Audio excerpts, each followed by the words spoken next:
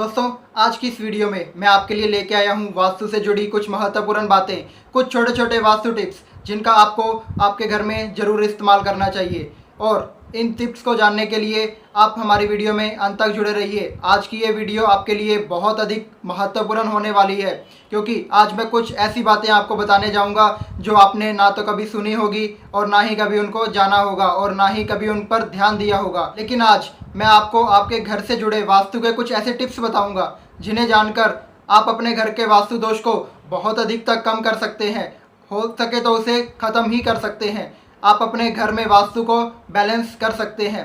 किस प्रकार से कर सकते हैं, तो आइए इस वीडियो में जानते हैं। नमस्कार दोस्तों, मैं ललित शर्मा आपका अपने YouTube channel all problems one solution में स्वागत करता हूं। दोस्तों, जो वास्तु शास्त्र होता है वो 5 चीज़ों से मिलकर बना होता है। अगर आप इन 5 चीज़ों को अपने घर में बैलेंस कर लेते हैं तो आपके घर का वास्तु बैलेंस हो जाता है। तो इन चीज़ों को किस प्रकार से बैलेंस करता है, वही टिप्स आज मैं आपके साथ शेयर करूँगा। तो आइए एक एक करके उन सभी टिप्स को हम जानते हैं। तो वीडियो को शुरू करते हैं। टिप नंबर 1, दोस्तों, अगर आपके घर में किसी प्रकार का कूड़ा करकट, किसी प्रकार के टूटे बर्तन, यूज़लेस चीज़ें जो आप कभी भी यूज़ नहीं करते या जो आपके घर में वेस्ट है, जो कूड़ा करकट है, उसे घर में कभी भी जमा मत करें, उसे हमेशा फेंक दें। और आपके घर में भूलकर भी किसी प्रकार का टूटा कांच या टूटी सीनरी नहीं होनी चाहिए। टूटा कांच बहुत से वास्तु दोष को पैदा करता है। टूटा कांच हमारे घर में नेगेटिव एनर्जी को लेकर आता है। इसीलिए भूलकर भी घर में टूटे बर्तन, टूटा सामान, कूड़ा करकट, किसी प्रकार के फटे हुए कपड़े कभी भी नहीं रखने चाहिए। इनको हमेशा घर से बाहर फेंक देना चाहिए। टूटा हुआ शीशा भी घर में नहीं होना चाहिए। कई बार क्या होता है कि हमारे शीशे के ऊपर छोटे छोटे दाग आ जाते हैं, पीछे से वो कुछ ख़राब हो जाता है। तो दोस्तों, ऐसा शीशा भी आपको अपने घर में कभी नहीं रखना चाहिए। शीशा हमेशा साफ़ सुथरा होना चाहिए, उस पर किसी प्रकार का कोई निशान, कोई दाग धब्बा नहीं होना चाहिए।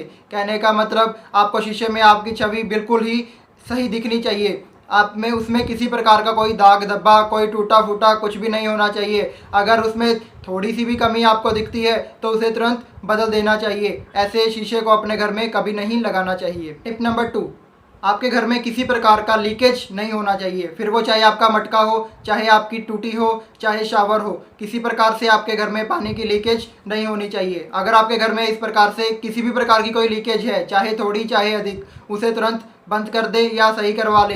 अगर आपके घर में पानी टप टप बहता है तो वो आपके घर में धन को कभी रुकने नहीं देगा। आपके आया हुआ सारा धन बहाकर ले जाएगा। इसीलिए भूल कर भी घर में किसी प्रकार की लीकेज ना रहने दे।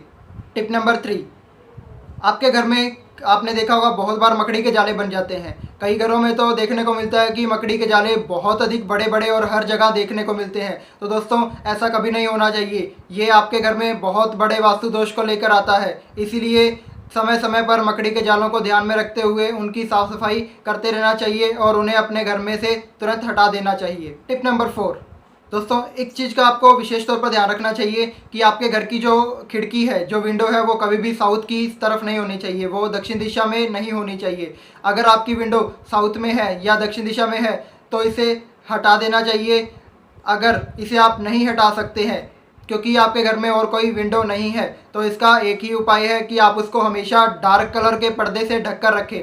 और डार्क कलर से मतलब ये नहीं कि आप उस पर ब्लैक कलर लगा दें। ब्लैक कलर से परहेज करें। इसके अलावा आप कोई भी डार्क कलर उस पर लगा सकते हैं, लेकिन उस पर्दे को हमेशा ढक कर रखें। अगर उसको खोलने की ज़रूरत पड़ती भी है तो उसे कुछ मिनट, कुछ सेकंड्स के लिए ही खोलें और तुरंत काम पूरा होने पर उसको बंद कर दें। और अगर संभव हो सके तो उसे कभी ना ही खोलें। और अगर आप नया घर बनाने जा रहे हैं तो वहाँ पर कभी भी खिड़की भूलकर भी ना बनवाएं, क्योंकि दक्षिण दिशा में यम का वास माना जाता है। और अगर यम के आने का रास्ता हम खोल देंगे तो फिर वास्तु दोष किस प्रकार से दूर होगा।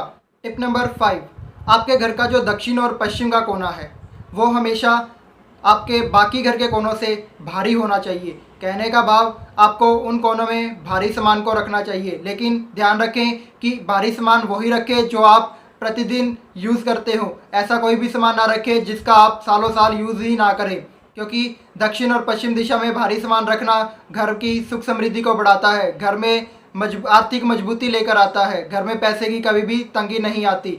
और इसी के साथ साथ ये भी ध्यान रखें कि आपकी जो उत्तर पूर्व दिशा वाला कोना है वो हमेशा खाली रहना चाहिए। उसमें किसी प्रकार का सामान आपको नहीं रखना चाहिए। अगर रखना पड़े तो बहुत ही हल्का फुल्का सामान होना चाहिए। और अगर आप उसको खाली ही रख सकते हैं तो उसे खाली ही रखें तो आपके लिए ज़्यादा बेटर है।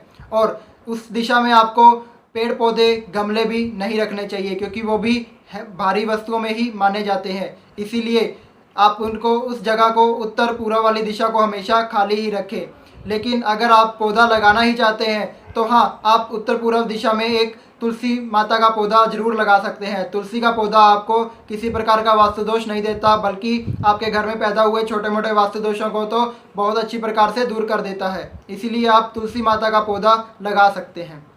टिप नंबर 6, आपके घर में बिल्कुल भी आर्टिफिशियल फ्लावर नहीं होने चाहिए। किसी भी प्रकार के आर्टिफिशियल फ्लावर गमले आपको अपने घर में नहीं रखने चाहिए। आर्टिफिशियल फ्लावर आपके घर में नेगेटिव एनर्जी को पैदा करते हैं और पॉजिटिव एनर्जी को ख़त्म करते हैं। इसीलिए कभी भी आर्टिफिशियल फ्लावर्स ना रखें। लेकिन अगर आप फिर भी आर्टिफिशियल फ्लावर्स को अपने घर में रखते हैं तो कृपया कर उन्हें हर 2 से 3 महीने के बाद ज़रूर बदल दें। उन्हें कंटिन्यू काफ़ी समय लंबे समय के लिए अपने घर में ना रहने दें। और अगर आप संभव हो सके तो ऐसे आर्टिफिशियल पौधों को अपने घर में ना रखकर इसके बजाय आप नेचुरल पौधे अपने घर में लगाएं तो ज़्यादा आपके लिए फ़ायदेमंद होगा। टिप नंबर 7, आजकल मोस्टली सभी घरों में देखने को मिलते हैं बॉक्स वाले बेड। सभी घरों में क्या होता है, बॉक्स वाले बेड रखे जाते हैं और बॉक्सों में बुरी तरह से सामान को भर दिया जाता है। तो ऐसा गलती से भी ना करें दोस्तों। आपको बॉक्स वाले बेड में कभी भी जूते, चप्पल, लेदर का सामान या फालतू की वस्तुएं नहीं रखना चाहिए। आप बॉक्स में वही सामान रखें जो आप कुछ समय के बाद, कुछ महीनों के बाद उसको यूज़ करते हो। जैसे कि आप बेड में चादर, पिल्लो कवर या अपने ब्लैंकेट्स वगैरह रख सकते हैं। ऐसी चीज़ें रखें जो आप यूज़ करते हो। लेकिन भूलकर भी जूते, चप्पल, लोहे का सामान, लेदर का सामान, ऐसा सामान आपको अपने बॉक्स में कभी भी नहीं रखना चाहिए। बॉक्स वाले बेड में कभी भी धार्मिक तस्वीरें या धार्मिक पुस्तकें भी नहीं रखने चाहिए। उन्हें भी आपको अपने मंदिर में या किसी अलग अलमारी में रखना चाहिए। टिप नंबर 8, आपके बेडरूम में कभी भी आईना नहीं होना चाहिए। भूलकर भी अपने बेडरूम में मिरर ना लगाएं। फिर वो मिरर चाहे आपके अलमीरा के अंदर हो, चाहे ड्रेसिंग टेबल हो, मिरर आपके कमरे में होना ही नहीं चाहिए। लेकिन अगर फिर भी किसी प्रकार से आप जगह की कमी होने के कारण या किसी और अन्य वजह से आप मिरर अपने बेडरूम में लगाते हैं तो उसे हमेशा ढक कर रखें और जब उसका इस्तेमाल करना हो तभी आप पर्दे को उठाएं। अदरवाइज़ उस पर हमेशा पर्दा डला रहना चाहिए। टिप नंबर 9, आपकी छत पर किसी भी प्रकार का गोल आकृति का डिज़ाइन नहीं होना चाहिए। आजकल सीलिंग्स का बहुत ट्रेंड चला हुआ है, लेकिन गोल सीलिंग भी आपको कभी नहीं बनवानी चाहिए। उससे हमेशा इग्नोर करना चाहिए, उससे बचना चाहिए। गोल सीलिंग नहीं होनी चाहिए। और इसके साथ साथ आपका बेड भी गोल नहीं होना चाहिए। गोल बेड आपको बहुत प्रकार से बुरे प्रभाव देता है। इसीलिए भूलकर भी गोल बेड ना बनवाएं। आपका बेड हमेशा रेक्टेंगल शेप का ही होना चाहिए। नंबर 10, जब भी आप बाथरूम या टॉयलेट यूज़ करते हैं तो उसे यूज़ करने के बाद उसके दरवाजे कभी भी खुले ना छोड़ें। दरवाज़ों को हमेशा बंद कर आएँ। खुले दरवाजे नेगेटिव एनर्जी को वहाँ से बाहर लेकर आते हैं और हमारे घर में नेगेटिव एनर्जी फैलती है। इसीलिए ध्यान रखें, टॉयलेट बाथरूम यूज़ करने के बाद उसका दरवाज़ा अच्छी तरह से बंद कर दें। तो ये थी कुछ महत्वपूर्ण वास्तु टिप्स। इसी तरह से और भी वीडियोस आपके लिए लेकर आते रहेंगे। अगर आपको ये टिप्स, ये जानकारी अच्छी लगी हो तो वीडियो को लाइक और शेयर करना ना भूलें। और साथ ही साथ अगर आपने अभी तक हमारे चैनल को सब्सक्राइब नहीं किया है तो चैनल को सब्सक्राइब करें और साथ में बेल आइकन प्रेस करें ताकि हमारी आने वाली हर वीडियो सबसे पहले आप तक पहुंच सके। जय श्री राम दोस्तों।